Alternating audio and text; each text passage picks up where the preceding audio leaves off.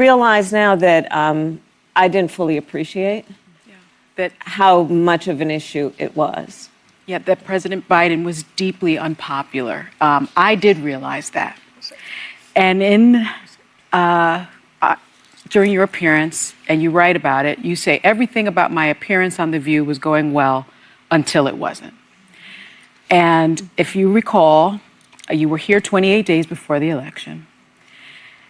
And I asked you if there was anything you would have done differently than President Biden during the past 4 years.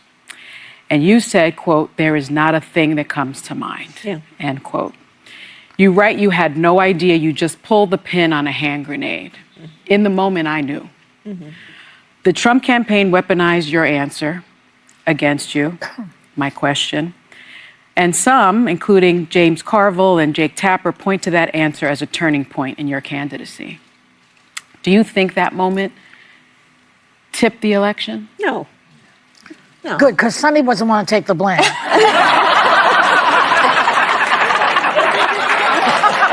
There's kind of a confessional happening here. No. No. Solve you? Exactly. No. There were many things.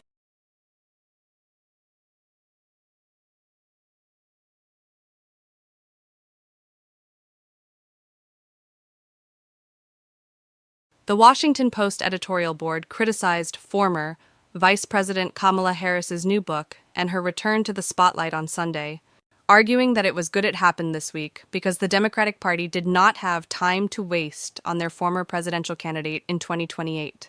The editorial board recounted Harris's several interviews last week, which included conversations with MSNBC's Rachel Maddow and ABC's The View.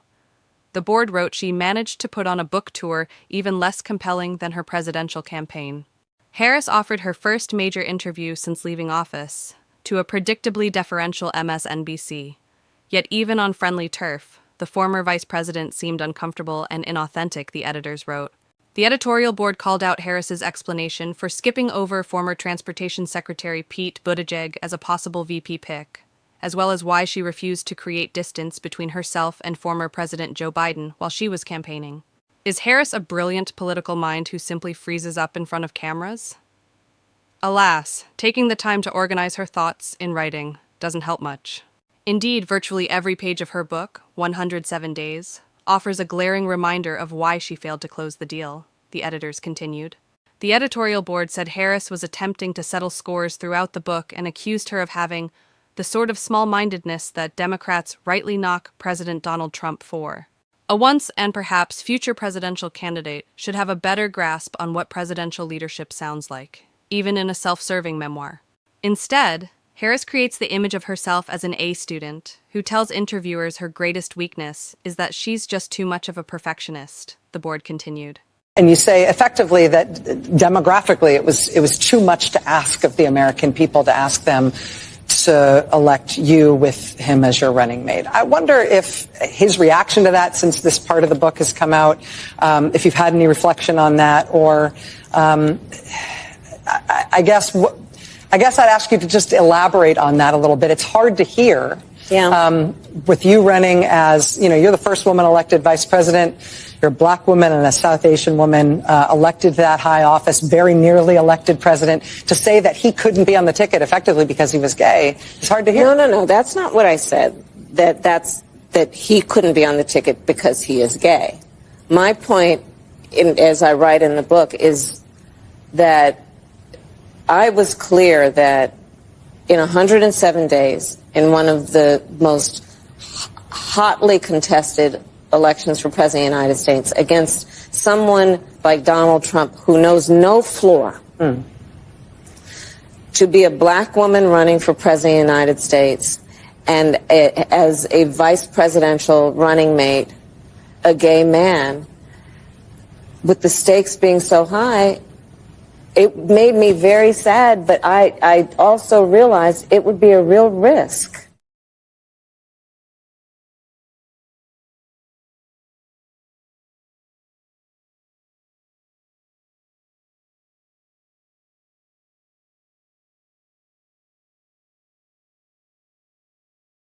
The best that can be said about Harris's step back into the spotlight is that it's happening now.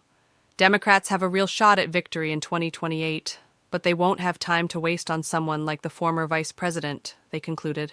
The best that can be said about Harris's step back into the spotlight is that it's happening now. Democrats have a real shot at victory in 2028, but they won't have time to waste on someone like the former vice president, they concluded. Harris's office did not immediately respond to Fox News Digital's request for comment. Harris's media tour and book were criticized by other liberal media figures this week as well, including former CNN journalist Chris Cillizza.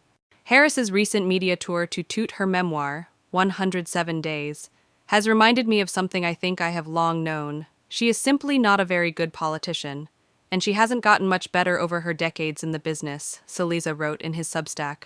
Harris addressed her flubbed question from a 2024 appearance on The View in the book as well, and wrote, "I had no idea I'd just pulled the pin on a hand grenade." During her Tuesday interview on the ABC News talk show, Harris was asked about the question again, and whether she believed it tipped the scales for her in the election. No, Harris said. Harris also said during the interview that she didn't fully appreciate how significant an issue her closeness to Biden was during the election cycle. She believed during the campaign she often pointed out the differences between her and Biden without seeming disloyal.